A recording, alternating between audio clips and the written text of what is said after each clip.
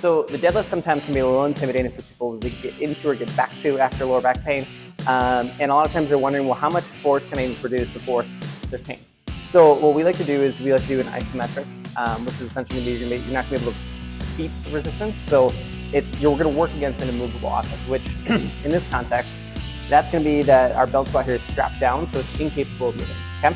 And then we've got a little straight bar here attached to this yellow device here, which is going to tell us how much force we can produce in total. So it's going to be completely self-limiting in terms of you get to determine the intensity and the effort that you want to put into that.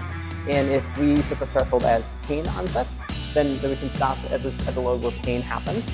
And again, that guy's going to pick up in terms of how much force happens when those limits are met. So what that looks like is I'm going to step up into here, I'm going to set up my deadlift position, and we can change the height of this here, but right now I'm just going below the knees, and all I'm going to do is I'm going to lock in like I'm doing a deadlift and start to try to lift it up with my legs like a deadlift until I've met that limit, and then I'll assess the intensity that was produced through this guy right here.